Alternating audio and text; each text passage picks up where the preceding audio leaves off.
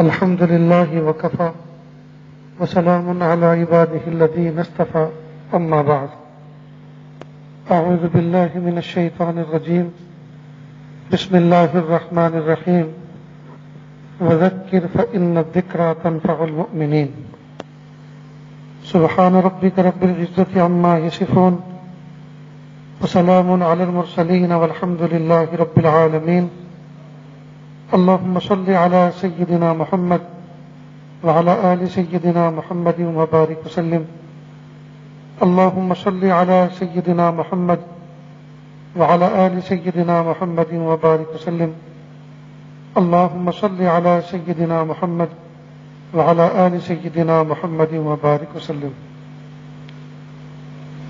ماہ ذی قعدہ کی 13 تاریخ ہے، سن 1441 ہجری ہے. جولائی مہینے کی 5 تاریخ ہے، سن 2020 ہے. ہمت نگر کے علاقے میں پانپور نام کی بستی میں بیٹھ کر ہم یہ دینی مذاکرہ اور دینی بات کر رہے ہیں. ایک ہے علم اور ایک ہے عمل. جب علم آتا ہے تو عمل کو آواز دیتا ہے. اگر عمل آ گیا تو ٹھیک، ورنہ علم رخصت ہو جاتا ہے. بچپن میں بہت سی دعائیں یاد کی تھی، سونے کی، جاگنے کی، کھانے کی، کھانے کے بعد کی، اٹھنے کی، وضو کی. ان لوگوں کو یاد رہی جنہوں نے اس پر عمل کیا، اور جنہوں نے عمل میں ان دعاؤں کو نہیں رکھا وہ بھول گئے. جو بچے حفظ کرتے ہیں یہ عاجز ان کو کہا کرتا ہے کہ آپ روزانہ اپنے سبق کو، سبق پارے کو، فرض نمازوں کے آگے پیچھے کی جو سنتیں ہوتی ہیں جس میں ہمارے اختیار میں ہے کہ ہمیں کیا پڑھنا ہے. امام کے پیچھے تو ہمیں تلاوت نہیں کرنی، لیکن سنت اور نوافل میں تو ہمارے اختیار میں ہے نا کہ سورہ فاتحہ کے ساتھ ہمیں کون سی صورت ملانی ہے یا قرآن پاک کا کون سا حصہ پڑھنا ہے. تو حفظ والے بچوں کو یہ کہا جاتا ہے، یہ عاجز کہتا ہے کہ آپ اپنی سنت اور نفلوں کے اندر روزانہ سبق پارا اور سبق کو سورہ فاتحہ کے ساتھ جوڑ ملا کے پڑھا کریں. تو جب روزانہ آپ اس کا معمول بناؤ گے تو یہ ہوگا کہ قرآن پاک پختہ ہو جائے گا، اور قرآن پاک کا جو حصہ اہتمام کے ساتھ نماز میں پڑھا جاتا ہے تو پھر آدمی بھولتا نہیں ہے، اور اس میں متشابہ بھی بہت کم لگتا ہے. بلکہ سورہ فاتحہ سب سے زیادہ نماز میں پڑھی جاتی ہے. آج تک کسی بندے کو سورہ فاتحہ میں متشابہ نہیں لگا ہوگا. کیوں؟ اس لیے کہ نماز میں اس کو روٹین میں لیا جاتا ہے. تو اسی طرح سے جو باتیں ہم نے جانی، جن کا ہم نے علم حاصل کیا، اگر ہم پریکٹیکلی طور پر اپنی زندگی میں عمل میں اس کو لے آئیں تو اللہ کی ذات سے امید ہے کہ پھر وہ چیز یاد رہیں گی، آدمی بھولنے نہیں پائے گا. تو جب علم آتا ہے تو عمل کو آواز دیتا ہے. علم عمل کو آواز دیتا ہے. اگر بندہ عمل کرتا ہے تو علم رہتا ہے، اور نہیں کرتا تو علم رخصت ہو جاتا ہے. یہ اصول یاد رکھیں. تو کسی بھی چیز کو یاد کرنے کا طریقہ یہ ہے کہ جب اس کو جان لیا، اس کا علم حاصل کر لیا، اور اس کو عمل میں اندر پریکٹیکلی زندگی میں لے آئے. یہ بہت ہی آسان کام ہے. اب اسی تھیوری کو آپ اپنی زندگی کے ہر شعبے میں استعمال کر سکتے ہیں. آدمی تھیوری کو پڑھتا ہے، اس کو یاد کرتا ہے، رٹتا ہے، لیکن ذہن سے بہت جلدی نکل جاتی ہے. کیوں نکل جاتی ہے؟ اس لیے کہ پریکٹیکلی طور پر اس کو اپنی زندگی میں نہیں لاتا. تو ہم نے نہ جانے کتنی باتیں دین کی پڑھی ہیں، نہ جانے دین کی کتنی باتیں سنی ہیں، لیکن وہ اس وقت یاد اس لیے نہیں رہی کہ ہم نے ان کو عمل کے ذریعے سے محفوظ نہیں کیا. تو عمل جو ہے علم کو محفوظ کرنے کا بہت آسان طریقہ ہے. اللہ کے راستے میں جاتے ہیں، کئی دفعہ جماعت میں جاتے ہیں تو کتاب کی تعلیم ہوتی ہے. تو معلوم ہے کتاب کی تعلیم کا میننگ اور مطلب کیا ہے؟ کتاب کی تعلیم کا مطلب یہ ہے کہ علم اور عمل میں اتفاق ہو جائے. علم اور عمل میں اتفاق ہو جائے، اس بات کے مذاکرے کو تعلیم کہتے ہیں.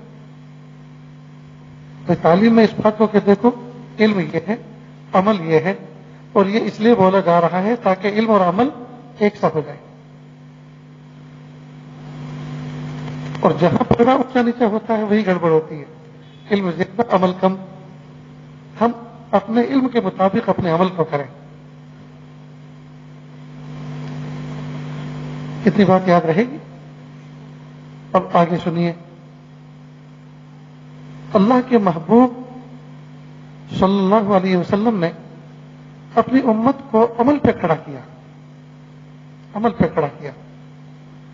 محبوب صلی اللہ علیہ وسلم بعض مرتبہ صحابہ کرام کے کچھ پوچھنے پر کوئی چیز بتا سکتے تھے کہ تم ایسا کر لو، یعنی آپ وسلم ان کے لیے دعا کر سکتے تھے، دعا دے سکتے تھے. لیکن محبوب صلی اللہ علیہ وسلم فرمایا کہ دعا تو میں ان کو دے دوں گا، ان کا کام ہو جائے گا، لیکن میں چاہتا ہوں کہ قیامت تک آنے والی امت نفع اٹھاتی رہے. تو جو سامنے والے بندے نے مجھ سے سوال کیا ہے، جو مجھے کہا ہے، تو میں کیوں نہ ایک ایسا عمل بتاؤں کہ یہ بھی کرے تو نفع ہو اور اس کے بعد آنے والے اس پر عمل کریں تو نفع ہو. آئیے ایک ایسے ہی عمل ذرا سمجھتے ہیں. حضرت فاطمہ رضی اللہ تعالیٰ عنہ نے اللہ کے محبوب صلی اللہ علیہ وسلم سے درخواست کی. اور کیوں کی؟ حضرت علی رضی اللہ عنہ کے کہنے پر کی. محبوب صلی اللہ علیہ وسلم کے پاس مال غنیمت میں کچھ خدام آئے ہوئے تھے اور دیے جا رہے تھے. تو حضرت علی رضی اللہ عنہ نے فرمایا کہ فاطمہ جاؤ، آپ بھی علی کے پاس جاؤ اور کہو کہ ابو میں بھی بہت تھکتی ہوں، مجھے بھی بہت کام کرنے پڑتے ہیں، تو آپ مجھے بھی کوئی خادم دے دو. جی خادم دے دو. تو خادم کی ضرورت کیوں تھی؟ تھکن ہوتی تھی، دکھن ہوتی تھی، تکلیف ہوتی تھی. اس کو خادم کو منگا کر، خادم کو بلا کر، خادم سے کام کروا کے اس تھکن کا ازالہ کروانا تھا.